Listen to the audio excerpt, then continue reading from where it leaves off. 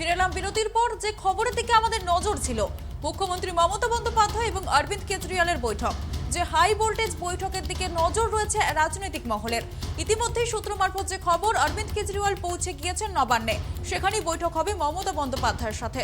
গত দুদিন আগে জানিয়ে দিয়েছিলেন যে মমতা বন্দ্যোপাধ্যায়ের সাথে বৈঠকে বসতে চলেছেন তিনি। সেই মতোই আজ তিনি পৌঁছেছেন নবান্নে। 1 ঘন্টা বিমান দেরি থাকার কারণে তিনি একটু দেরিতে এসে পৌঁছেছেন কলকাতা বিমানবন্দরে। সেখান থেকে তিনি সরাসরি চলে যান নবান্নে। সেখানে বৈঠক সারবেন মুখ্যমন্ত্রী মমতা বন্দ্যোপাধ্যায়ের সাথে।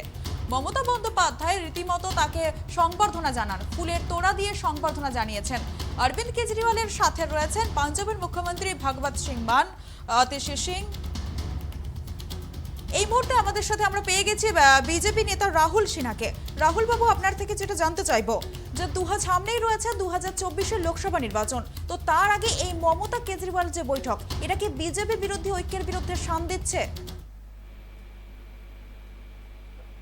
দেখুন, বিষয় হচ্ছে গতবারের লোকসভা নির্বাচনের আগে আপনার মনে আছে যে ব্রিগেড প্যারেড গ্রাউন্ডে দুনিয়ার নেতাকে ডেকে এনে মমতা ব্যানার্জি হাতে হাত ধরে কত প্রতিজ্ঞা করাবে।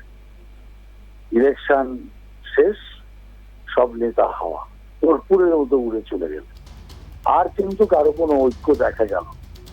অতএব নির্বাচন এলে এরা সব ঝাঁকে মেলার চেষ্টা করে, কিন্তু বাস্তব ফল কিছু হয় না। আর মমতা ব্যানার্জি তৃণমূল কংগ্রেস পার্টি যে জাতীয় যে রাজনীতিতে যে মর্যাদা, সেটা নষ্ট হয়ে গেছে। ন্যাশনাল পার্টির স্বীকৃতি চলে গেছে তৃণমূলের।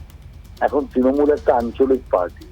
সেই সত্যটাকে লুকোনোর জন্য মমতা ব্যানার্জি এক একজন নেতাকে ধরে ধরে আনে, আর এখানে এনে বোঝায় যে জাতীয় গুরুত্ব তার আছে, যে ন্যাশনাল পার্টি যে তকমা ইলেকশন কমিশন ওর থেকে নিয়ে নিয়েছে, ও যে আঞ্চলিক পার্টিতে পরিণত হয়েছে, এই সত্যটা যাতে মানুষ বুঝতে না পারে, তার জন্যই বারবার এই জাতীয় মিটিং করে বিভিন্ন নেতাকে ডেকে নিজেদের গুরুত্বটা বাড়ানোর চেষ্টা করে, সত্যকে ধামাচাপা দেওয়ার চেষ্টা করে।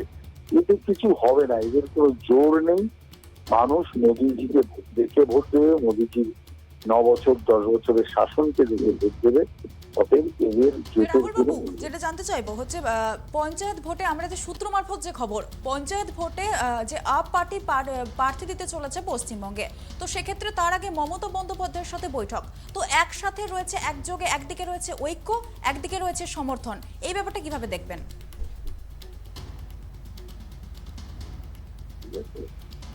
যেমন সারা বাংলার বাইরে তৃণমূলের দুটো লোক নেই, তা তো আপনি ত্রিপুরাতেও দেখেছেন, গোয়াতেও দেখেছেন, অন্যান্য রাজ্যেও দেখেছেন। সেই জন্য তৃণমূল কংগ্রেসও যেমন অন্য রাজ্যে একটা হাস্যস্কর অবস্থা, এখানেও আপের তাই।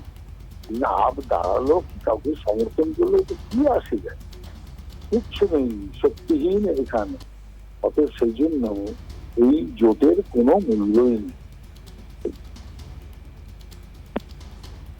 ধন্যবাদ রাহুল বাবু, আমাদের সাথে থাকার জন্য, আপনার সময় আমাদেরকে দেওয়ার জন্য।